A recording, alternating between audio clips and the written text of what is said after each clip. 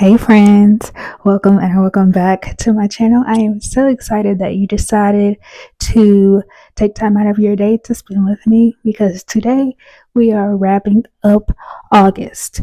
We're talking about what I loved, what I didn't love, what I DNF'd, all the things. So let's just get into it. So, in August, I read a total of 11 books, and that rounded out to about 3,650 pages. And my average rating was a 4.27. And that sounds wild because it is, but I did do that rereading 5 stars this month.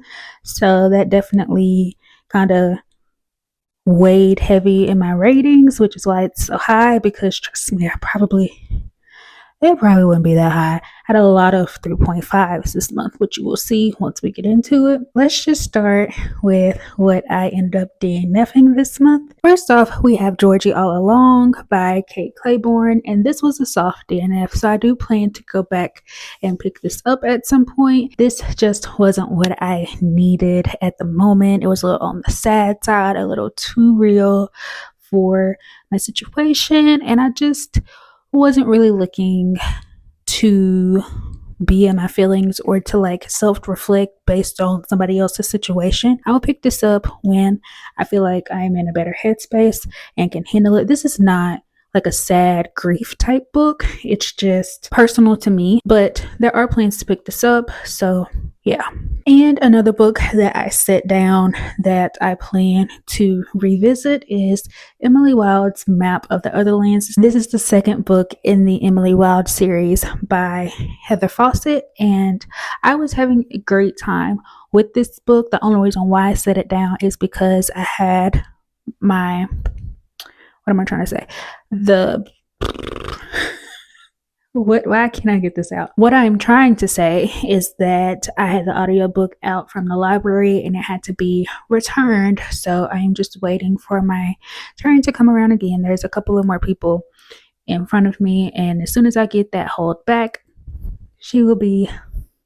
I will be finishing this book. Having a great time with Emily and Wendell and their banter. It's giving what it needs to give, and I'm really excited to see what comes of this adventure / quest that they have embarked on. So we didn't have any 1 or 2 stars this month, thank goodness. So let's move into, I think the next rating would be 3.5 stars, and we have quite a few of those. The first book that I have is Lease on Love, and that is by Fallon Ballard. So basically, we have our main character Sadie, who ends up quitting her job and can't exactly afford her apartment. So through this accidental mix-up, she finds a new place to live, and she moves in with, what's his name? Jack. So she moves in with Jack, and he is the exact opposite of her. She is loud and sunshiny and happy and always talking, and Jack is kind of a recluse. He doesn't really talk about his life or what's going on. So, of course, Jack and Sadie strike up this romance, and it just goes from there. My issues with this book was with the romance. I just didn't believe it. And that's what it boils down to. This was a fun book. This was a cute book. But being a romance book, I kind of need to believe the romance, and I didn't. So that is why we end up with a 3.5, because I did really enjoy the other aspects of the book. Just not so much Jack and Sadie's relationship. And then moving into what I was about to say, the wrong book. Moving into Runaway Romance by Simone J. Maxwell. And this is a little shorty novella about an actress who becomes a runaway bride, and she runs away to this exclusive hideaway. No, it's named The Hideaway. But it's this exclusive resort for celebrities where they can go and hide out. And her best friend / maid of honor's brother is also vacationing at this retreat, and so they kind of strike up this romance, and it goes from there. And once again, my issue with this was that I didn't believe the romance. This couple knew each other when they were growing up. And so that was the foundation of this romantic relationship that they would eventually have. But I didn't see the foundation of that. I didn't see the reconnection of them, of like, hey, I haven't seen you in 6 years, so like let's talk about who you are now, because I mean we don't really know each other. We're in the same orbit, but we don't actually like sit and have conversations. So can I really say I know you? Yeah. So that was my issue with that. But the spice was cute. The whole situation was fun. I just didn't believe the romance. And then we have another vacation book, and that is The Unhoneymooners by Christina Lauren. And this was a fun time. It is about Olive, whose twin sister gets married, but everyone at the wedding ends up getting sick. And so Olive and the groom's brother, Ethan, was that his name? Yes. Ooh, that was good. Ethan, they go on the honeymoon together and pretend to be married. And Olive has always assumed that Ethan did not like her. He hated her for whatever reason. And of course, that is not the case. And so they kind of work through and talk that out and strike up this romance. And I thought that their banter and their chemistry was really cute. And I actually did believe their romance. My problem came in with a certain situation that was happening throughout the book, and continuously everyone was gaslighting Olive and telling her, oh, you just want to think the worst of people and you need to stop being so negative and all of these things. And just really saying some not so nice things to her, when in actuality she was right about the big situation. And I'm like, y'all didn't give good enough apologies to me. Y'all didn't give good enough apologies to Olive for me. Like, no, Ethan fumbled, and I did not like that. So that was my big kind of issue with their romance. But Amy, who is Olive's twin sister, the way that she handled the situation that I'm referring to, top tier. Loved that. That was amazing. I was clapping and rooting for her, like, yes, sis, handle business, stand on business. We love to see it. So that was fun. Overall, cute, fun time. I like Christina Lauren's writing. And so, and then we have A Kingdom of Blood and Battle by Holly Renee. And Holly has been doing it for me. You know, this was the second book in the Stars and Shadows series. And we are just kind of picking up right where the first book left off with Adara and Evren. And in this book, I don't really feel like a whole lot of plot happened, but we got to see the progression of the relationship between Adara and Evren, and I really enjoyed seeing that. He is one of my favorite love interests, you know, just saying, he kind of does it for me.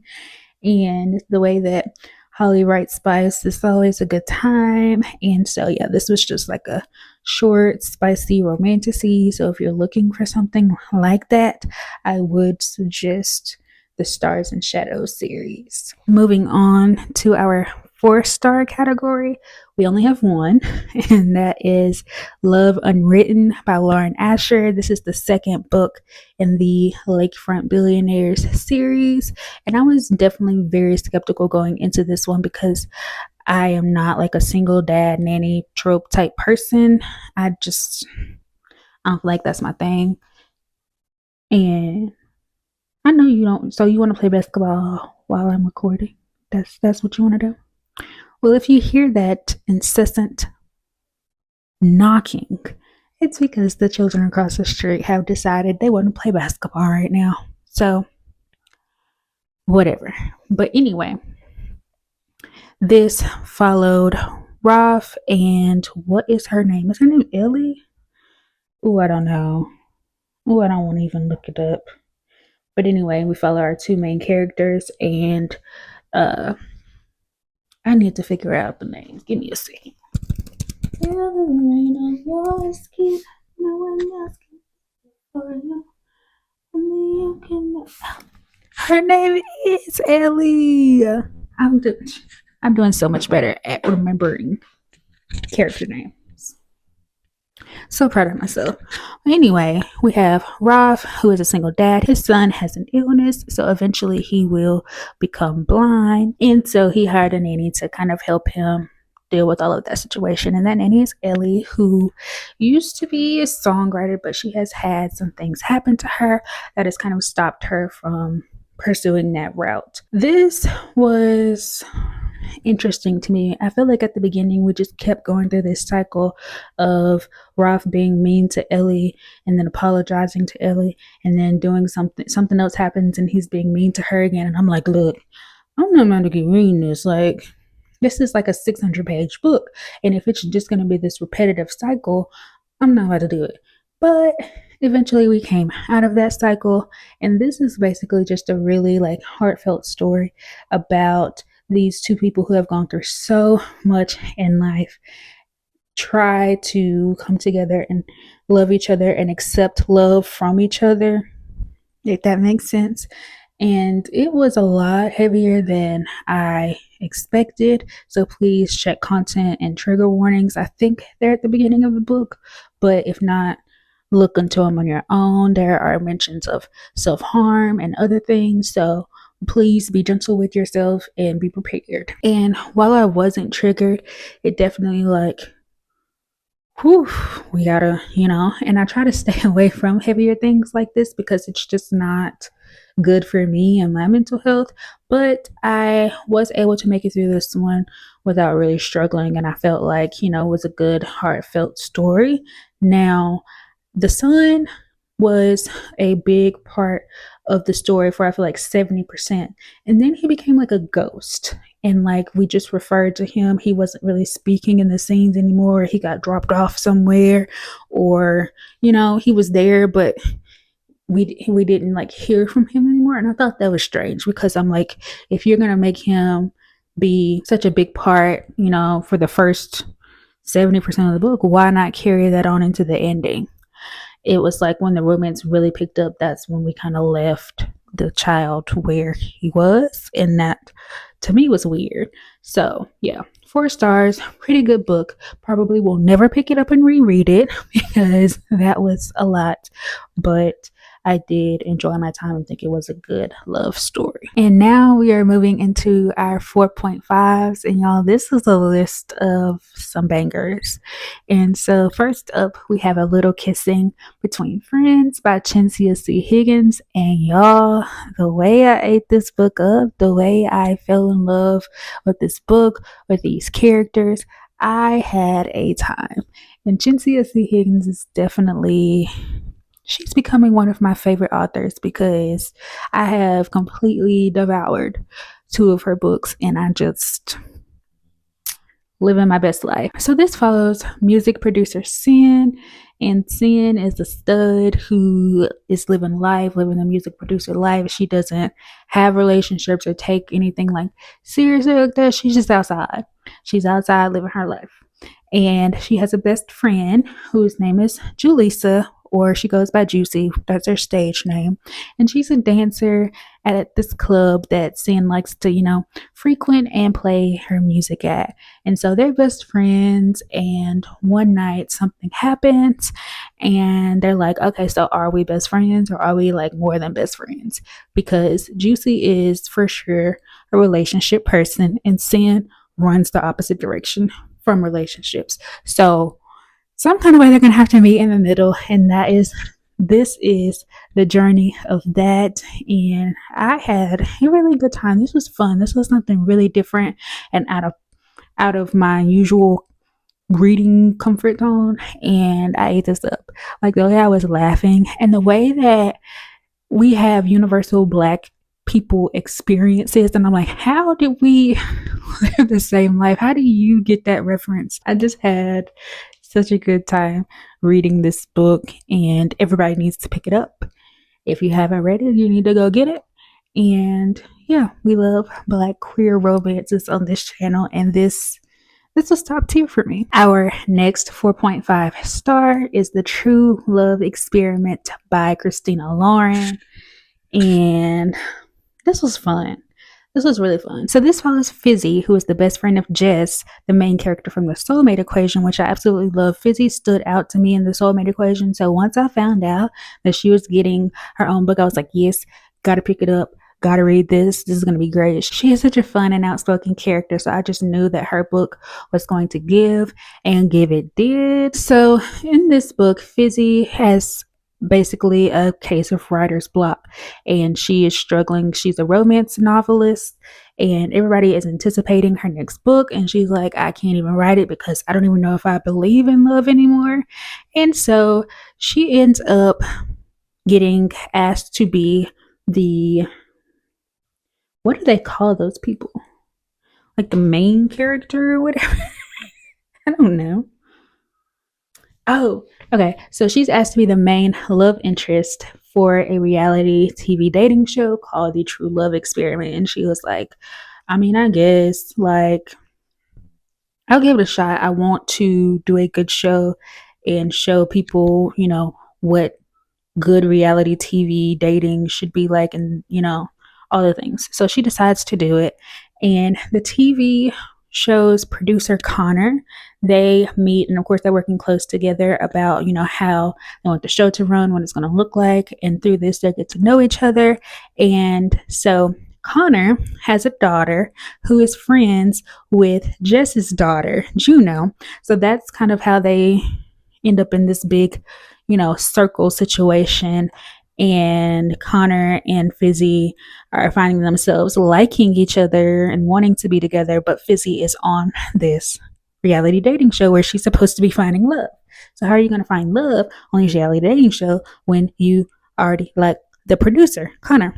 So that's what this is, and it's a fun time. I do have my issues with how some of the plot points played out, but I mean, at the end of the day, I still gave this a 4.5. It was a good time. It was a fun time, and definitely would recommend picking this up if you haven't. Finally, let us discuss the 5 stars, and this is a pretty big category because of my rereading video. So let's start out with Treble, which is a novella that I read. It is by Rousey Adams, and that is my girl. Like, I love Treble so much. This is the story of a polyamorous couple. So we have Nova and Hendrix. They are married to each other, but they have an open relationship, and they end up meeting and liking the same girl, not knowing that it is the same girl. And so now they have to decide, okay, so are we going to date the same person? And if we are, how is that going to change our relationship? What's that going to look like?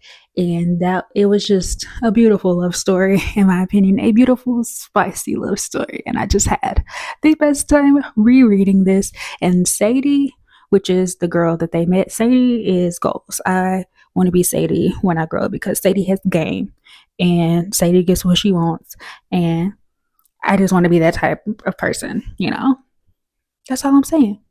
So this is a good time, a short, spicy time, a beautiful love story. And yes, you should definitely give this a try if you are, wanting to read a little spicy novella, or you want to read a good representation of what polyamorous love looks like. Yeah, let's go into Assistant to the Villain. And y'all, I was so nervous to reread this book because I was not sure that I was going to love it as much as I did the first time. But I am happy to report that she is still a 5-star. I still had a great time in this world and with these characters. And yeah, so this is about Evie, who has to support her family because her father is sick and she has a younger sister in school, but she loses her job. So some kind of way, she ends up employed by the villain, who is basically the boogeyman of this town, and everybody thinks bad things about him. So she has to, of course, work for him in secret because it's committing treason to work for him. But while she's working for him, things start going awry, and it eventually comes out that somebody who works for the villain is being a snitch, is being a traitor, is being two-faced and double-crossing them. So the villain and Evie team up to figure out who this person is. And along the way, there are so much hijinks, and it's just hilarious. And we have Evie, who is, breaking down the walls of this evil, grumpy man, and has him smiling and giggling and laughing. And everybody was like, "What?" And so, yes, this is a great slow burn if you're looking for it. The world is kind of like a fairy tale type of world. So if you're looking to, break into fantasy because it's not really your thing, I would definitely suggest this. Miss Hannah Nicole had some twists in here that I forgot about. And I was like, oh, shoot. Okay, Hannah. Okay. I see what you did there. And so now I'm ready to jump into the second book, which is Apprentice to the Villain, that came out earlier this month. So, all good things to say about this book. And then I went into a reread of Neon Gods by Katie Robert. And this is the first book in the Dark Olympus series. And it's essentially a Hades and Persephone retelling. And I ate this up. That's all I can say. I ended up reading this within about 24 hours, and I just had a really good time being back at the beginning of this world because I have continued on with the series, but this has been my favorite so far out of the 6 or 7 books that's in this series. So yeah, and this follows Persephone, who is the sunshine daughter, and she does whatever her mother wants her to, but her mother decides to marry her off to Zeus, who is known for killing his wives, and she's like, no, I'm not gonna do it. So she basically runs away and runs to the lower city and realizes that Hades is not a myth. He is a real man, and a man that she is very attracted to and likes. So they strike up this bargain to get back at Zeus and fall in love and all the things. And so this was fun.